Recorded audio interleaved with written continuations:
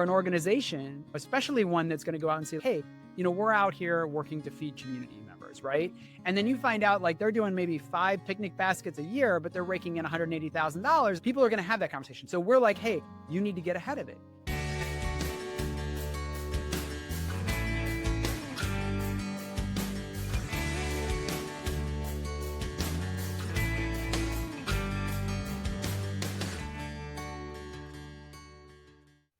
Alrighty, so thanks everyone for tuning into this episode of Find Your Cause. Today we have Shane Lukas, who's the owner and creative strategist of A Great Idea. Shane, thanks so much for your time on this Friday. Hey, thank you so much for inviting me to be here and being part of this conversation. I love what you're doing and elevating organizations and people and leaders throughout the nation, doing amazing things. Hands off. I appreciate that too. But we're here for you, which I'm excited about. We've had some calls before this to get aligned, but what is A Great Idea? Let's start there.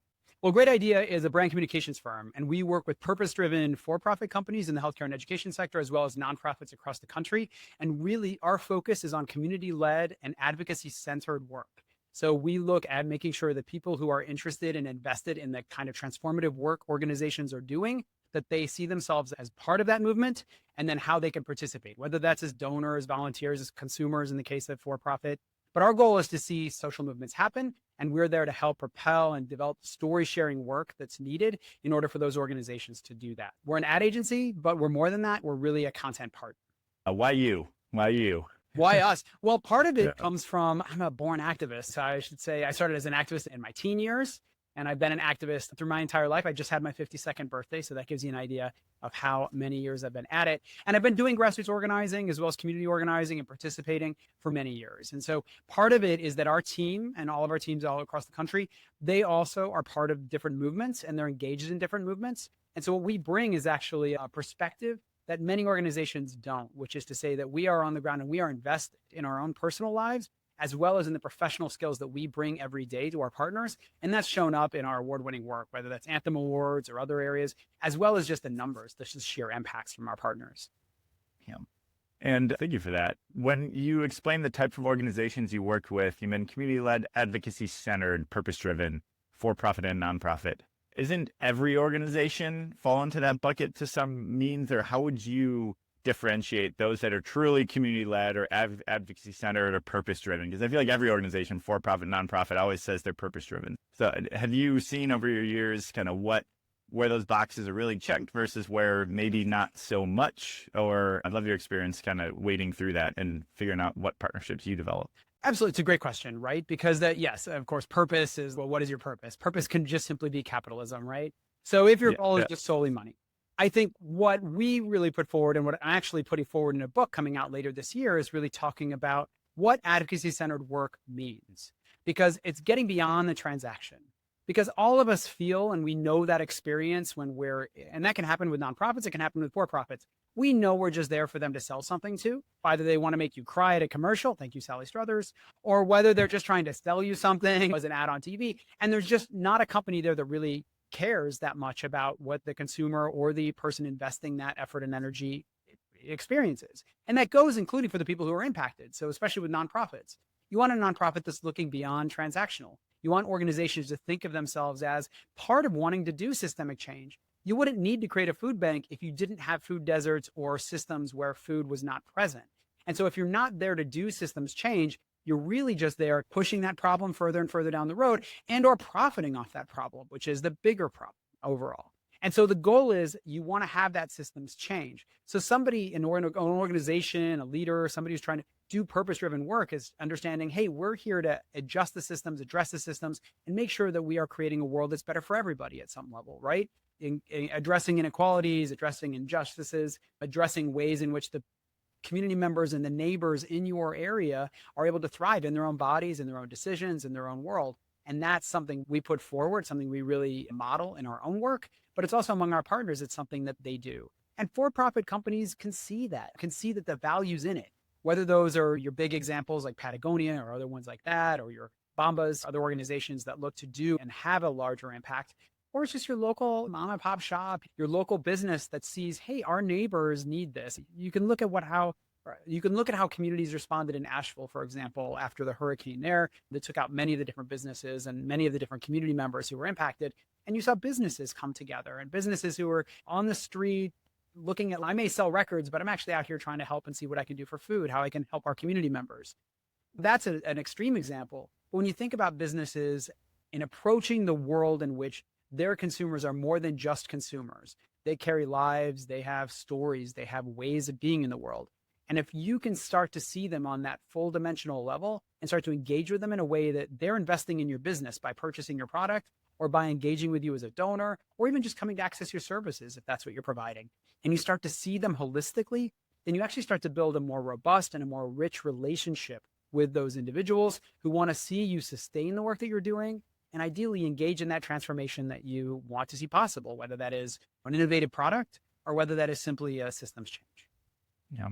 Is there a mental model or mental activity that a for-profit or nonprofit leader could go through to help understand what that story of impact they could tell is? Because I've interviewed nonprofits that are having such an obvious impact, but sometimes they maybe can't tell the story well enough. And I've also, on the opposite side, interviewed nonprofits, even for-profits, that they tell their story and you're like, well, that's a stretch. So that's like multiple transitive properties to say that you have any impact, like for what it's worth.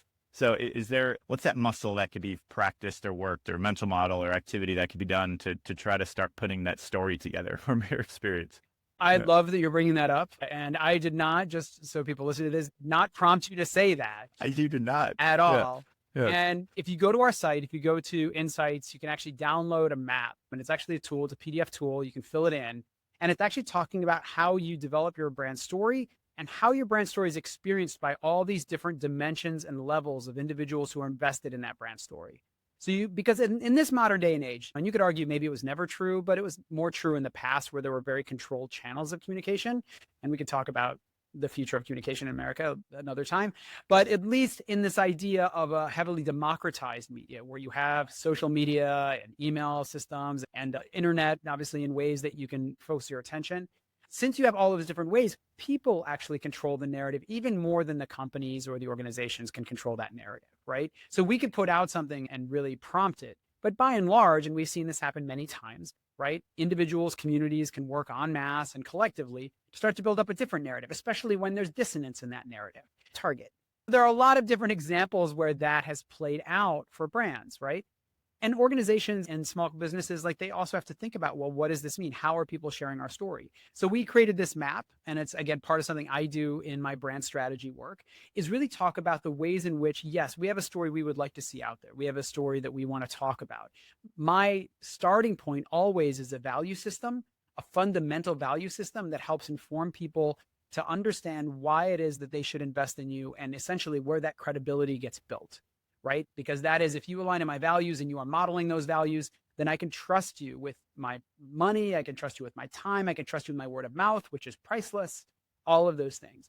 And so the map that we have on the site, you can go and download it. It's free. You can go and download it. And it's essentially there to start actually showing you how many different invested groups there are within your brand. So those are internal individuals who may be working for your organization, leadership who work for your organization, your board members, if you're working for an organization, or even if you're, again, a for-profit company at an enterprise or a mid-sized level, as well as other community members, people who access those services, people who are related to those people who access services, right? The community and the neighborhoods in which you operate your business, because they will also have their own statements and understanding about who you are, right?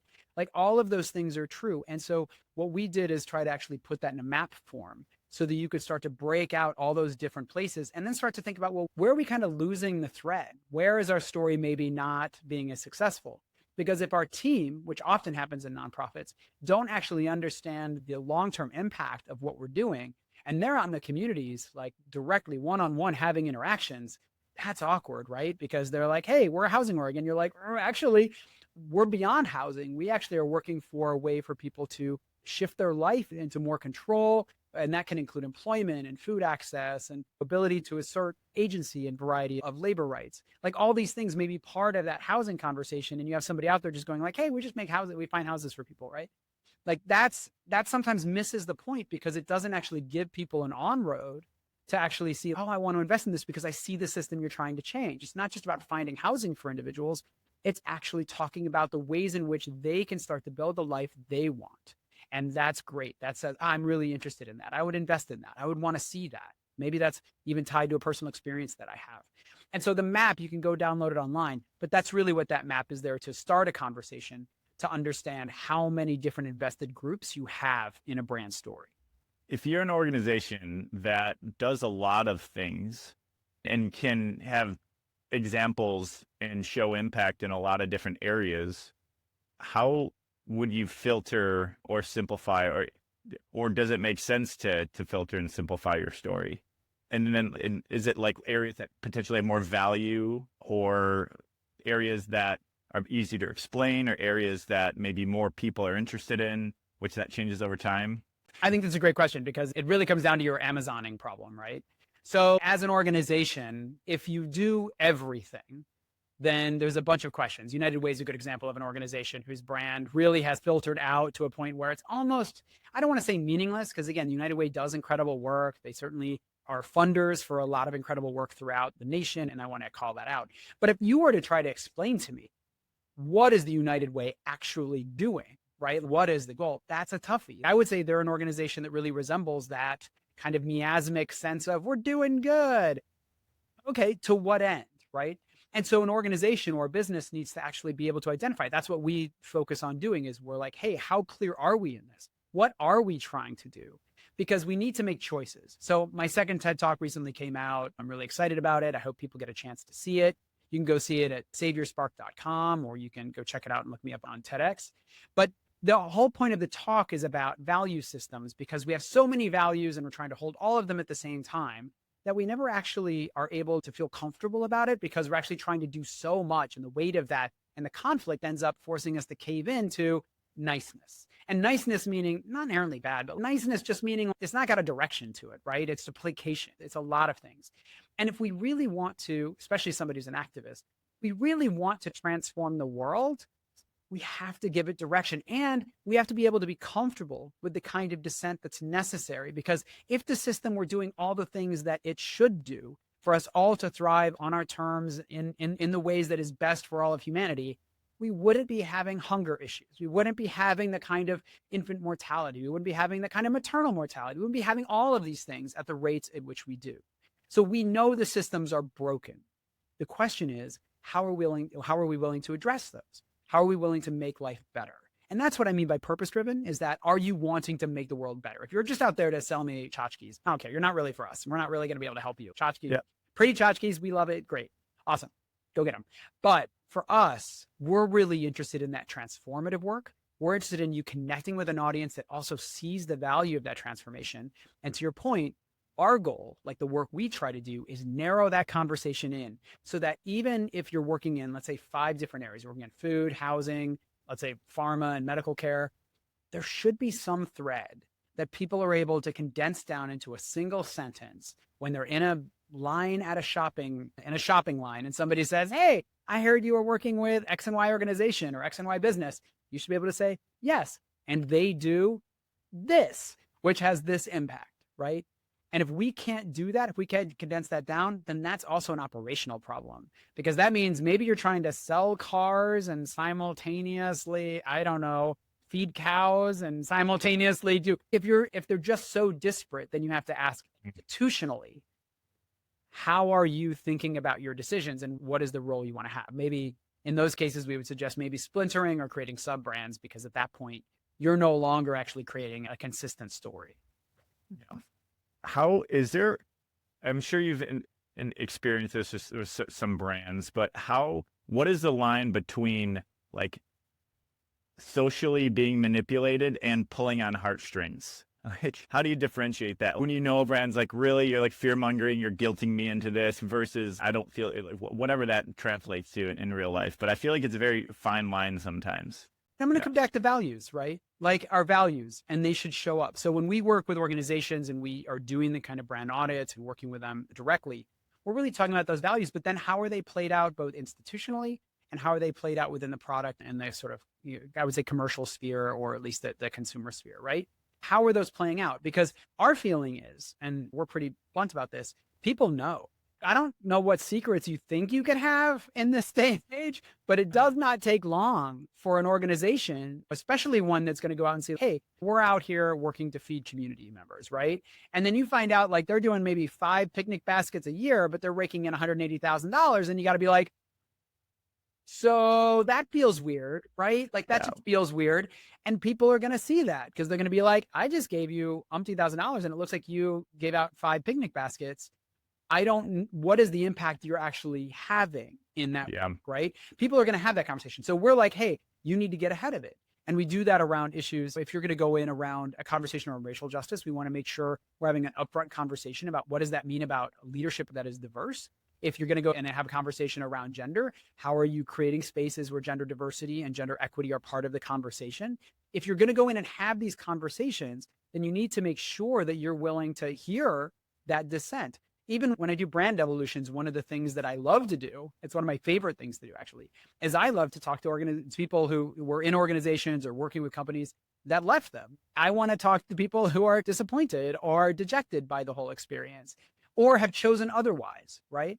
Because that helps us, right? That kind of different modeling, because it helps us get something beyond confirmation bias and say, oh, actually, we're seen as an organization that's a behemoth, even though we like to think of ourselves as little upstarts.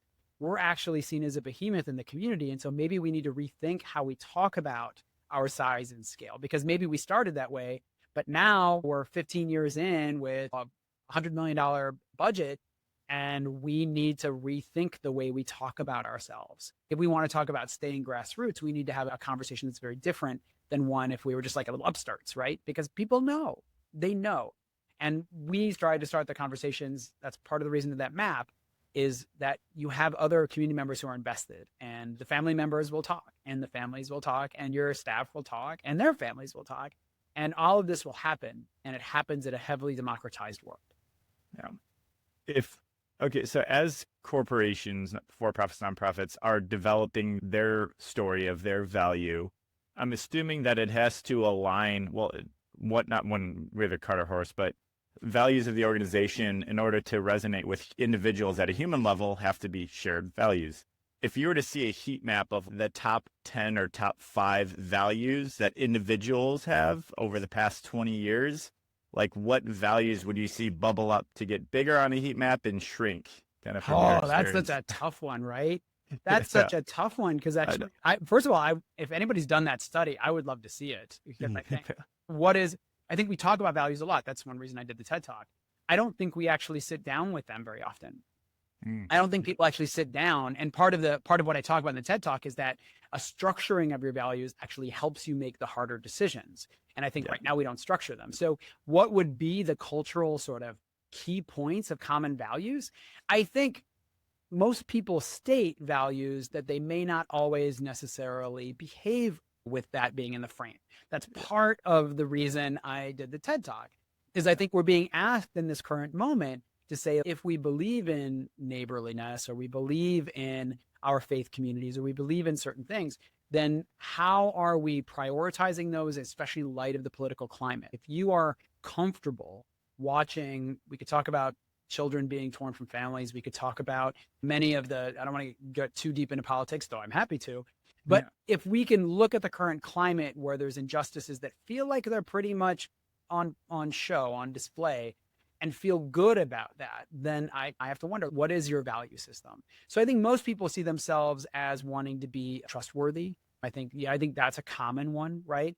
I think where we've run astray a little bit, and it's a bigger conversation, is just that feelings have now supplanted the idea of facts, and we don't have a shared sense about what is fact, right? We don't have a centered source. And this is the big risk for me in AI, and that's, again, a different conversation.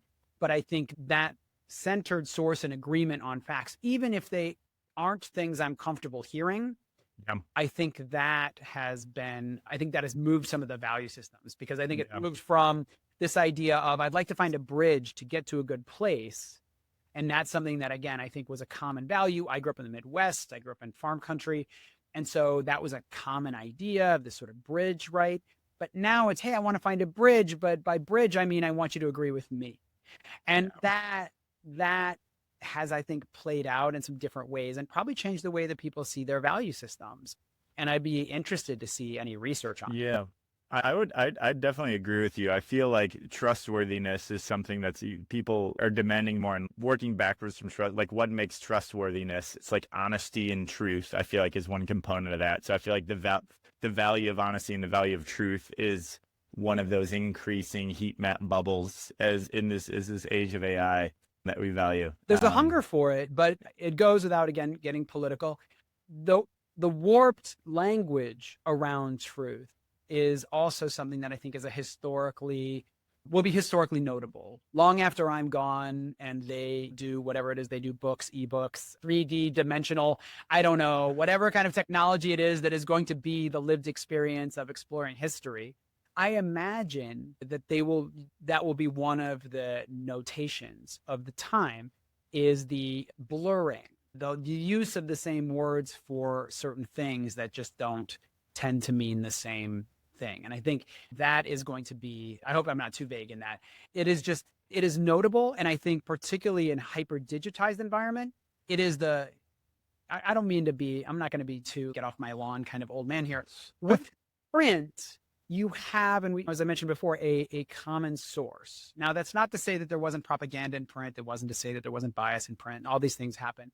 But if you were to read a publication in New York and you took the publication on a plane with you to LA, it would be the same publication, right? So we could say that there's a sort of concreteness to the media itself. And now we're going to be in a world, and we are in a world where those aren't necessarily true as digital pieces start to and can restructure based on information provided with and without my consent. So that's AI.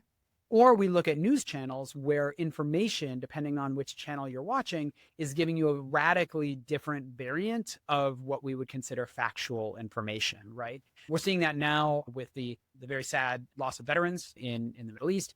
And we're seeing that type of information, again, be very, even with unemployment data that came out earlier today, shifting almost as the sands move rather than having some sort of concrete thing that we feel like we could trust. Now we have this sort of like the data from 3 months ago is not quite the same data as it was now, and it's kind of changing as we go. And that leaves us all uneasy.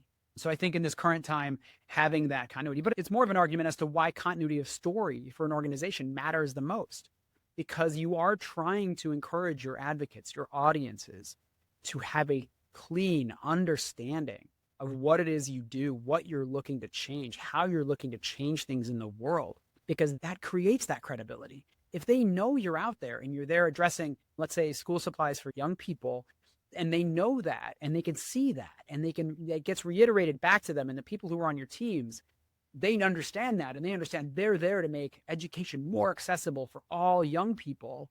Gosh, that's a powerful message. And then if you expand that to lunches and things like that, like you were talking about earlier, you can do that.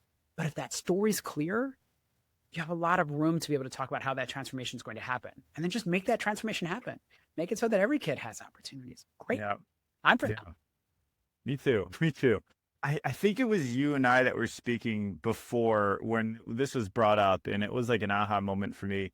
Let me know if it's not, but the bar to get a publisher's license into that require, like, what are the requirements of getting a publisher's license of telling the truth, and how social media outlets are not held to the same bar as publishers are. But at the same time, people, I feel, when they think of the news, they get annoyed or burnt out from the news. But I feel like a lot of times people are finding their facts and their truths from ChatGPT and Facebook and TikTok and Instagram because they're annoyed of these other outlets that have historically been our news sources, but don't know how, like, the bar and the requirements of actually keeping those licensing. Was that us that talked about it? I don't remember if we talked about it, but I think it's certainly a resonant point. And again, it's hard not to feel, and I want to be careful about any nostalgia. I think when we talk about nostalgia, things were better in my day. We had 3 channels. We didn't have 85. And then we had the internet and all this. So I want to be careful about that because, of course, also when we had 3 channels, we also had higher instances of domestic violence. We had a lot of other problems culturally and a lot of inequalities. We still have a lot of those today. So I'm not looking to romance the past. But I do think what you're putting your finger on is really powerful because it does say, look, it is overwhelming. How could it not be? Because it is important to remember that the majority of media that we access is privately owned. under private controls. Now, that's not to say ABC, NBC, and CBS, right? The primary three networks, at least when I was growing up, and we could argue, we could put PBS in the corner. Nobody was baby in the corner, but we're going to put PBS in the corner. That's a good 80s reference for y'all. But let's focus on those three, that they were privately owned institutions as well. However, they did have an accord, and by accord, a very loose accord, because I studied journalism. I actually won the RTNDF and the Freedom Forum Awards when I was a student. There was a time where the idea of journalistic principle, even if you were going to be competing stations, was this sense that there is a central truth. Now, truth is a complicated concept, but the point being that there was an agreed upon sense of facts, that if we went to the same space and we looked at, let's say, climate scientists, and climate scientists said, this is how long we have for the world before it burns up, that we'd all be like, okay, I guess we report on that, and we can talk to people about how they feel about it and all that kind of stuff. But once we start supplanting fact or factual spaces with how we feel about it, right? And we're able to take to publishing channels where there isn't any control, right? Where Facebook's not going to fact check, right? They're not doing any. In fact, they've made it very clear they're not going to do that, which is special, especially when it comes to elected and campaign issues. When we go to all these channels, and now, we're getting like, this climate scientist says this, but I don't feel like it's true. And I feel like actually the world's got 4 years left. I feel the world's got 800 years left. I feel like Venetians are going to come down and kind of take over I don't know, whatever. Of course, you're going to look for, how do I possibly filter this in a meaningful way, right? And the problem is that we don't have a collective agreement. I'm a big fan. I believe government or communities have a lot of power in collective agreement to find, like, what is it that we agree on is the principle here? Is it creating in a good faith argument for what is best for everybody? This is where I think Europe is really actually leading the way in many of these conversations, because they're saying, hey, maybe we should be thinking about the information that we get, because we dropped the ball on social media and internet. We didn't actually look at those at all. But now with AI, with private companies, there isn't anything to vet it. What's there is going to be entangled in a profit motive, whether we like it or not. And it will determine the kind of information that we get. So I understand consumers wanting to go to it. And I think for all of us, again, we are trying to weigh out all the havoc. But I think it's incredibly dangerous. And I think there's reasons to be suspect about private enterprise being the solution.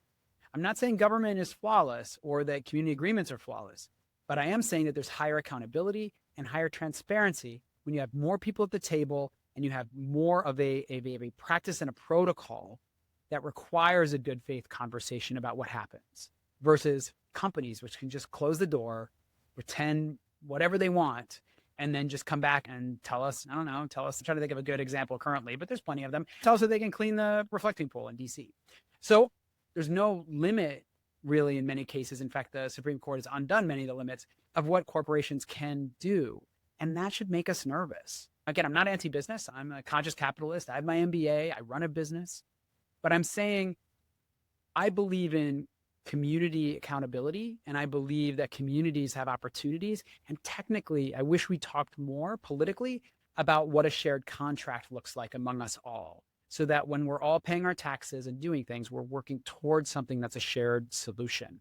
And so in this current economy, in this current news economy, to your point, there aren't any sort of controls for how that works. Since AI can tell us it's not all true and verify, but if your sources to verify are themselves problematic because they're all digital as well, and they're all modeled after the same thing, how does that work?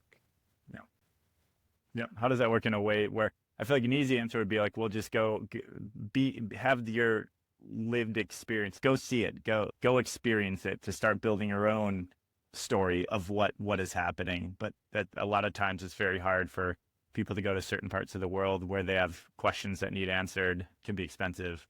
Or that your lived experience, which is a beautiful thing. And I love lived experiences. It's important. It's important for us to have that as a community, to hear diverse lived experiences. But it's going to be limited, meaning that it is limited to your temporal self. It is limited to the identities in which you express, in which the world treats you.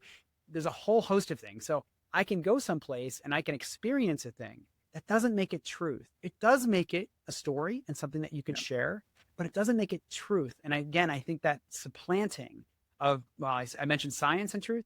and also I think feeling as truth, that is a scary idea, because rather than us having empathy and beginning to build that empathy in for people's lived experiences, oh wow, I'm glad, thank you for sharing that experience. Now I'd like to look at the data. I'd actually like to sit down and be like, okay, you had a terrible experience, and COVID's a good example of this, right? We have numbers, and then I have people who are like, well, I didn't know anybody. I buried several people during that era. And we all are going to bring these different lived experiences in. Both of us are right. Both of us are wrong, because certain systems did not have a lot of mortality. Certain systems did have a lot of mortality. But I bet some numbers, some really ones that we agree on, that trusted sources could actually help us know, was it a serious issue? I think I would say yes, but I'm saying once we don't agree on those numbers, once we don't agree on that data, at that point, then it just comes a debate over nothing. Gotcha. Question for maybe a young 16-year-old that is feeling out of control in their life and is just being inundated by media. I'm a huge believer that you're influenced by the people you're with, the places you're at, whether you know it or not. They're going to have some sort of influence on you, kind of like that Jim Rohn's Law of Five or whatever it is. So for somebody maybe even that's younger, that is trying to understand what values they need to develop as a human and should develop as a human, what would be some advice for this up and coming activist? Oh wow!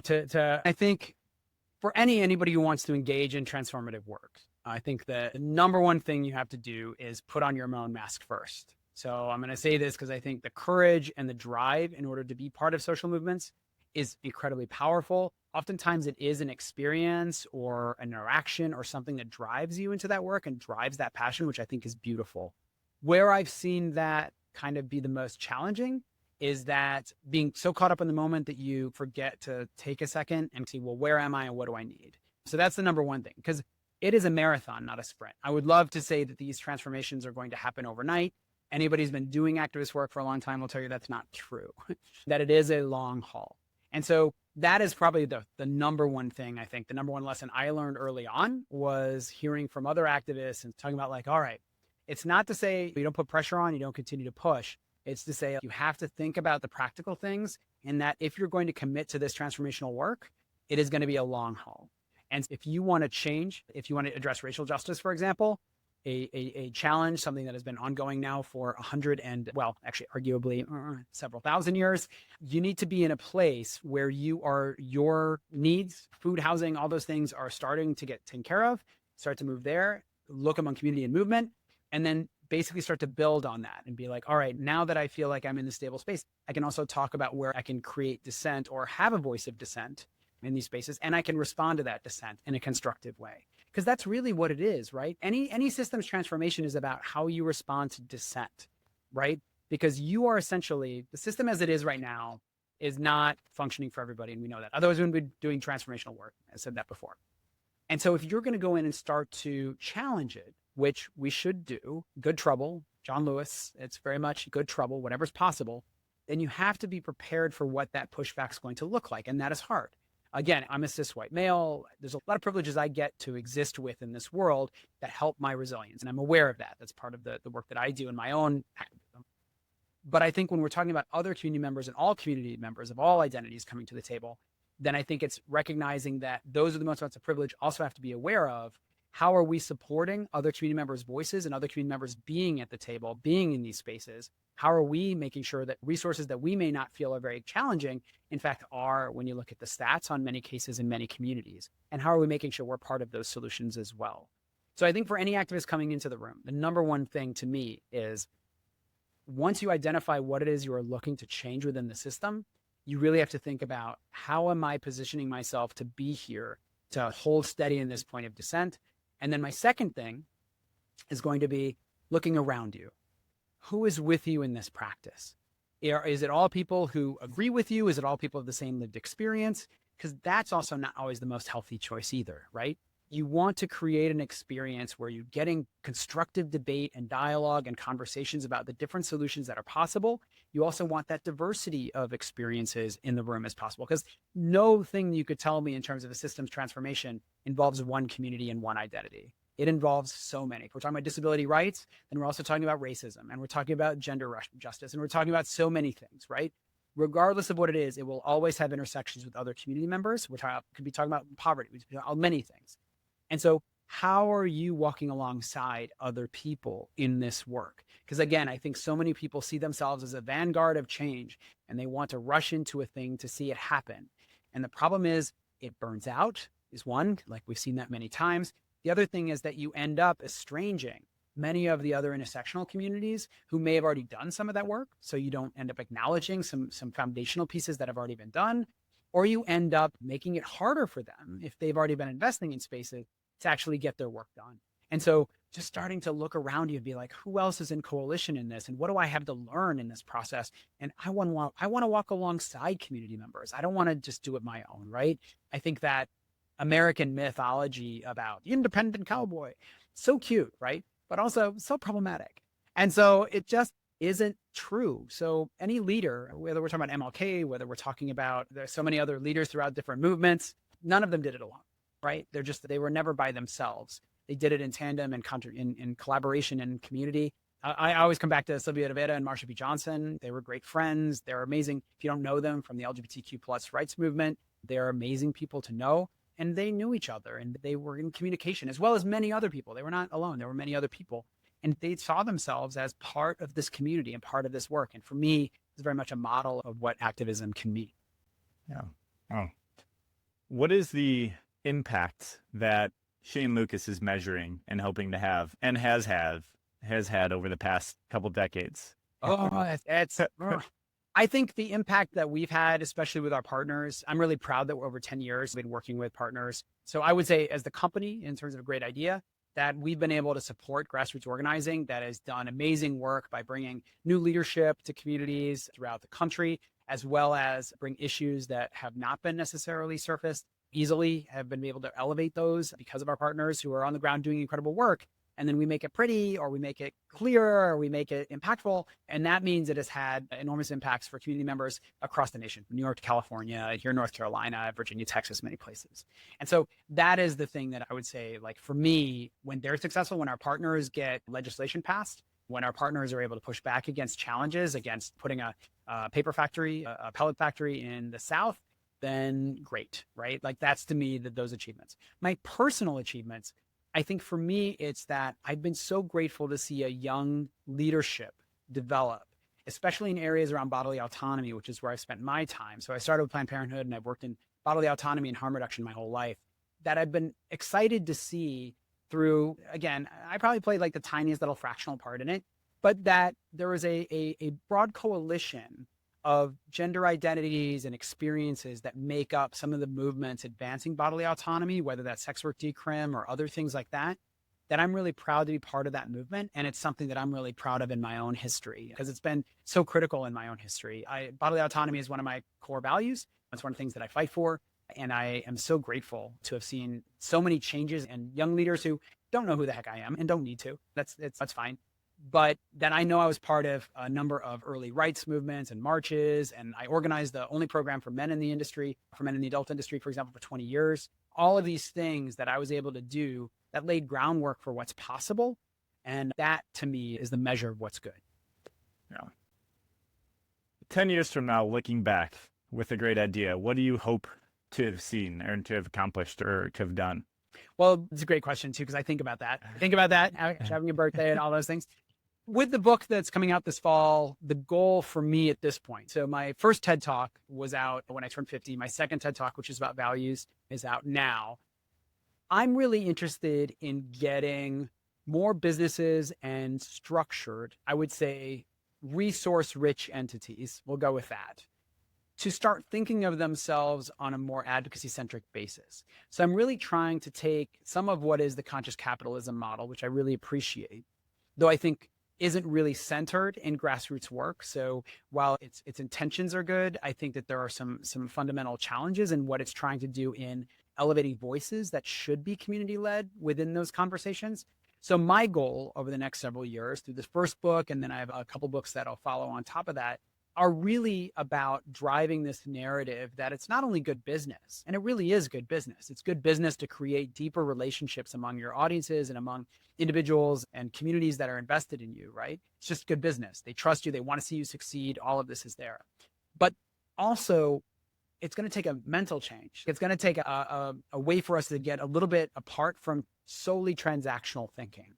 And I think that if I can break that and at least model and show more businesses to come up and be little upstarts, not startups. There's plenty of those. We got a lot of those. We got a lot of startups in the world, but upstarts. I want to see more businesses show up. And there are some amazing examples across the country who have started up and are saying, I actually understand that I can start a business or start an organization, and I want to see real things change. I meaningfully want to see these things change. And I'm willing to talk about what it means among my community members, because I'm not interested in everybody with a wallet. I'm not interested in everybody in the community in terms of them being a contributor or an advocate of me. Because if I got everybody, then I don't actually want the system to change all that much. That's the reality. That's just the reality, right? So, but you do want to find the community members that are aligned and do want to see that happen. And then how do you mobilize them? And to me, you can mobilize them and you can create a profit in that process, because it is a capitalism, and we can talk about that separately, but it is the world in which we live in. That being said, you can do it in such a responsible way as to continue to generate more opportunities for more community members and create more spaces for community members to bring their own ideas into the mix, to bring their own passion and courage into the mix. And that to me is a really powerful idea. So if I leave a legacy, to me, it would be that. Awesome. People that are listening and want to get engaged or learn more, where can they go to learn more about you and a great idea? Well, thank you very much. First of all, let me say thank you for inviting me on here for today. I appreciate it. And thank you everybody listening as well. You can follow me and learn more about me at shanelukas.com. That's Lucas with a K. So ShaneLukas. You can watch the TED Talks there. You can learn more about my work, and stay tuned about the book coming out later this year. You can also check out A Great Idea at agreatidea.com. Our social channels are available on both those sites. You can follow them on all those sites. And you can also catch me as one of the co-hosts of the Power Beyond Pride podcast team that is about queer changemakers. So every week you can tune in to a podcast about LGBTQ changemakers from across the country. We have 7 members of the co-host team, all representing different parts of our vast and vital community. And they're amazing, and I love them all. So please check them out and get to meet some really amazing people. ShaneLukas.com to contact me, agreatidea.com to learn about our creative strategy work and creative support, as well as powerbeyondpride.com if you want to follow that podcast. Well, Shane, is there anything we missed or maybe you want to leave us with before we wrap up here?